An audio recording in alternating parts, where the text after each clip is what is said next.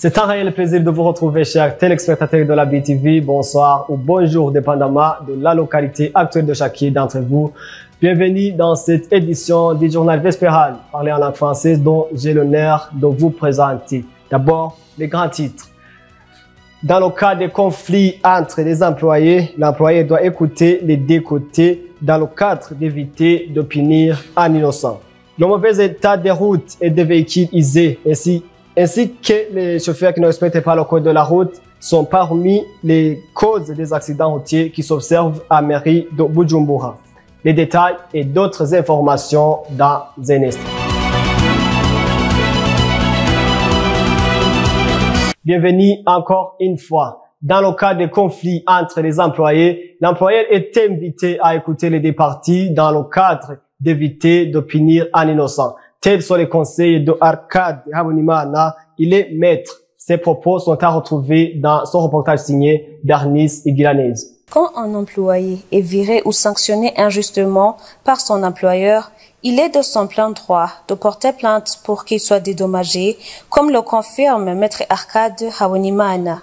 Si donc un travailleur commet un acte d'improbité, le mensonge, vous avez parlé d'un mensonge, et son mensonge-là pousse l'employé à prendre une décision qu'il ne devait pas prendre.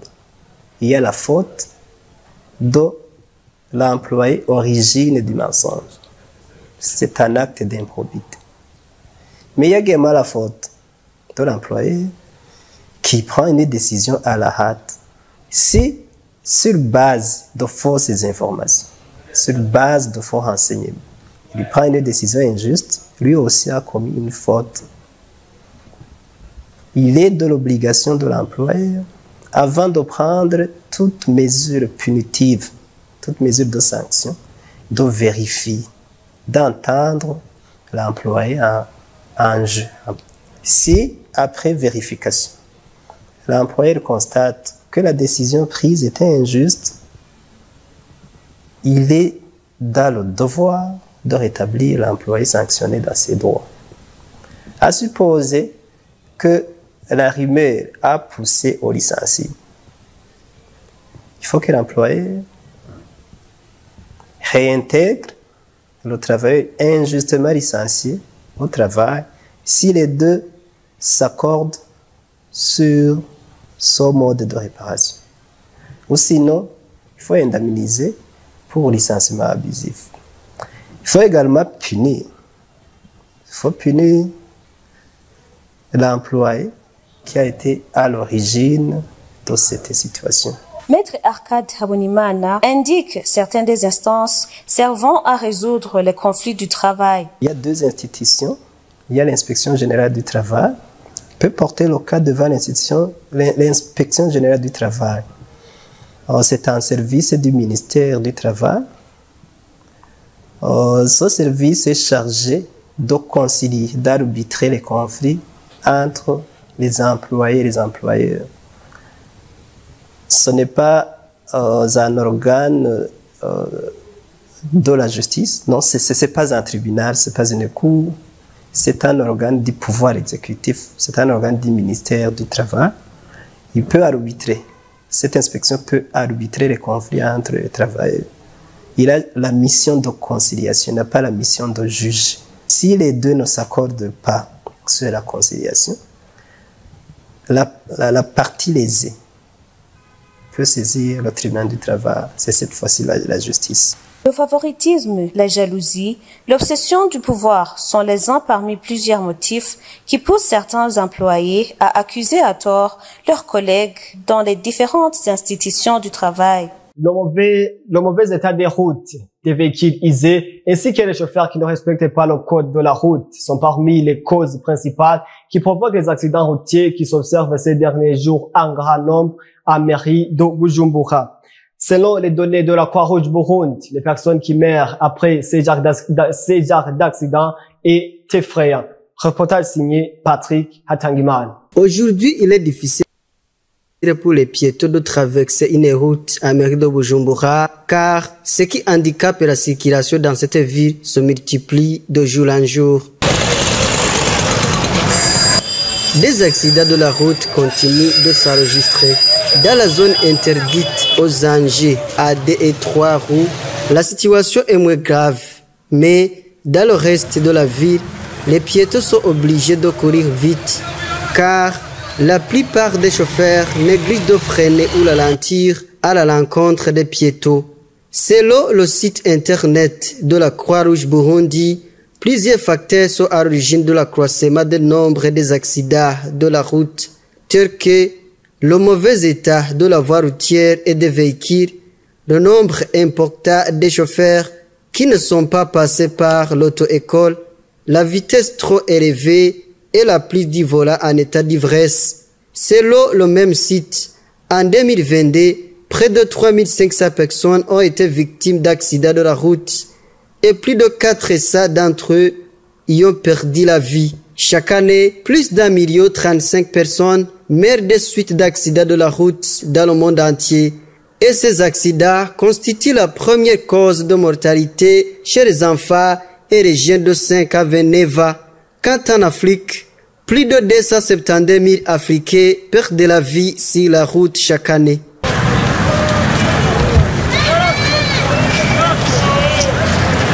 Domaine social à présent, les anciens déplacés d'ici de Sobel mènent une vie précaire là où ils vivent actuellement. Ces derniers demandent au gouvernement du Burundi à continuer à les soutenir. Les détails avec Benoît Sindaïgouaï.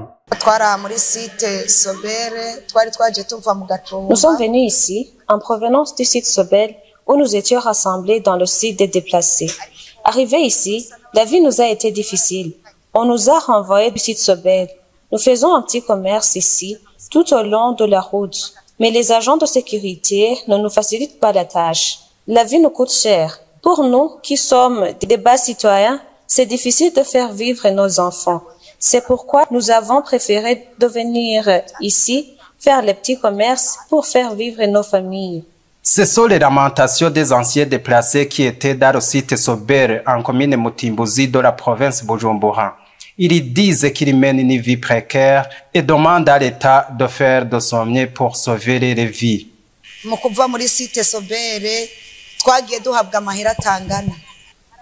Pour quitter le site Sobel, on nous a donné les frais de loyer de façon inégale. Il y en a ceux qui ont eu 495 000.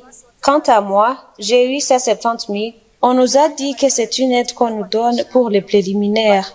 Mais après un mois, ils sont venus et nous a dit que, je cite, « Ceux qui ont eu les 170 000 doivent quitter le site. Nous demandons à l'État de penser à nous. Nous avions des parcelles, mais aujourd'hui, nous louons des maisons. C'est difficile. Par exemple, moi, j'ai une famille de 6 enfants. Il y en a même ceux qui étudient. Vous comprenez que c'est difficile pour moi. » Ce qu'on demande à l'État, c'est de nous conduire là où nous pouvons nous installer au lieu de nous faire enregistrer à tout moment sur les listes, ce qui n'aboutit pas.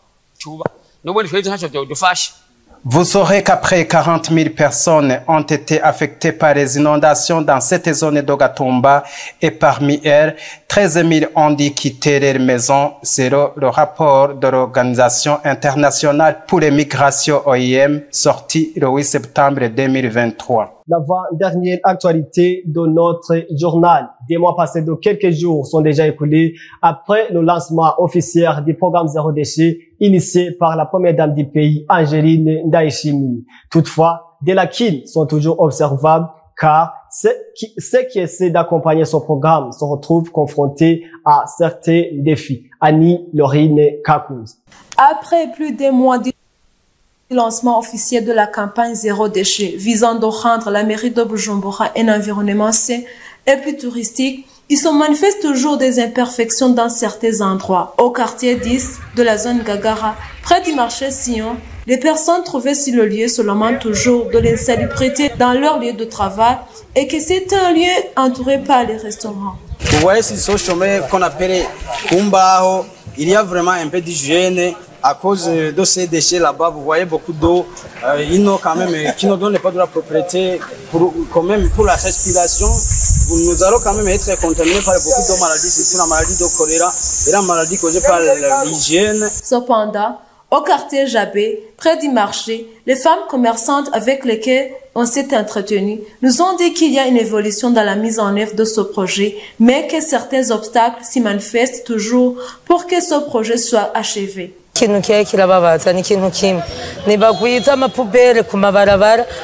qui est très malheureux, c'est que les poubelles ne sont pas nombreuses sur les routes à mairie de Bujumbura. Vous voyez, tout ce qu'on vend sur les routes dans la mairie, ce sont les choses qui accumulent des ordures. Si c'est du banane mûr, de l'orange, des arachides ou des œufs, tout ça apporte de la saleté. Il demande à l'État de faire tout ce qui est possible à ce que la propriété de ces quartiers se porte bien. Ce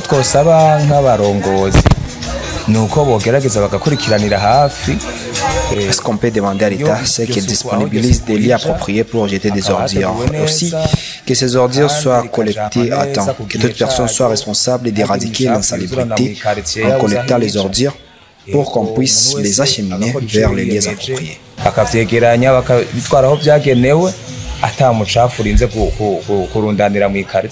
Donc nous pouvons demander à l'État pour construire le pavage de ce chemin, construire le pavage des villes pour que nous puissions quand même vivre dans une ville propre.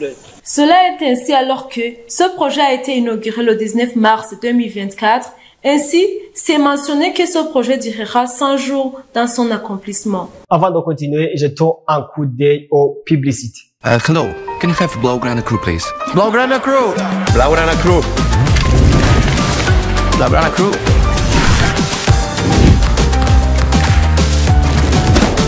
Here is the Blaugrana Crew.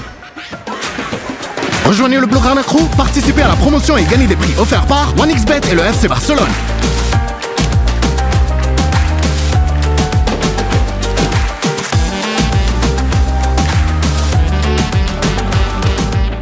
Pour la dernière actualité de notre journal, écoutons ce qui se dit à l'extérieur de notre pays avec Messier Patrice Kim. Malgré l'adoption d'une loi révolutionnaire en 2017 interdisant les sacs en plastique à usage unique pour un usage domestique et commercial, le Kenya continue de lutter contre la pollution plastique, notamment dans sa capitale Nairobi, où quelques 2500 tonnes de déchets solides sont générés chaque jour, dont un cinquième est de plastique. Dans une démarche visant à intensifier ses efforts pour lutter contre la pollution plastique, l'Autorité nationale de gestion de l'environnement NEMA a récemment annoncé une interdiction de l'utilisation des sacs en plastique pour la collecte des déchets organiques tels que le reste de la nourriture. Cette nouvelle mesure entrera en vigueur 90 jours après la première notification, soit le 8 avril. En outre, la NEMA a précisé que tous les déchets organiques produits par les ménages, qu'ils soient publics ou privés, ainsi que par les institutions, les fonctions et les événements, devront désormais être séparés et placés dans des sacs poubelles 100% biodégradables. Cette directive vise à encourager une gestion plus respectueuse de l'environnement des déchets organiques. Cette décision de la NEMA implique également une collaboration étroite avec les gouvernements locaux et les services de collecte des déchets privés qui devront fournir à leurs clients les sacs biodégradables nécessaires. Cependant, cette mesure devrait entraîner une augmentation du coût de la collecte des déchets, en particulier pour les ménages. Cette initiative renforce l'engagement continu du Kenya envers la protection de l'environnement et la lutte contre la pollution plastique, tout en soulignant la nécessité d'une activité collective pour préserver notre planète pour des générations futures. Et Dédine Pelletez, les employés de la défense civile de la bande de Gaza poursuivent leurs recherches. Depuis 3 jours qu'ils creusent dans des fosses communes de l'hôpital de Nasser à Han Younes, ils ont exhumé près de 300 corps. Une découverte macabre qui intervient quelques semaines après l'opération militaire menée par l'armée israélienne dans cet hôpital début avril. De nombreux Palestiniens à la recherche de leurs proches disparus sont également présents sur les lieux. Certains observent les corps détirés dans l'espoir d'identifier un visage familier. Je cite, « C'est la 5e fois que je viens ici pour rechercher le corps de mon fils Jamal. Ils ont dit qu'il y avait une fosse commune ici et chaque jour je viens ici. Mais malheureusement, je n'ai pas trouvé mon fils, » explique Raeda Aboud Alda.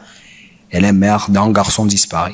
Accusée par la défense civile de la bande de Gaza d'être à l'origine de ces drames, l'armée israélienne a indiqué vérifier ces informations. Avec des négociations au point mort, c'est les risques de voir le nombre de victimes de ces conflits augmenter chaque jour. Plus de 34 000 personnes sont mortes, en majorité des civils, selon le ministère de la Santé à Hamas. En Israël aussi, la population s'impatiente et ne cache plus son exaspération face au gouvernement de Benjamin Netanyahou, qui peine à ramener les otages malgré une opération militaire dévastatrice dans la bande de Gaza. À vous, fidèles téléspectateurs qui avez consacré votre temps à suivre ce journal, c'est par ici qu'est profite notre édition. Merci de l'avoir suivi. Je ne pourrais pas aussi clôturer cette édition sans adresser les remerciements à l'équipe technique de la BTV qui a coordonné le bon déroulement de ce journal, à celui qui a assuré sa réalisation, ainsi qu'à mes collègues journalistes qui n'ont ménagé aucun effort dans la collecte de ces informations. À vous tous, que Dieu vous bénisse.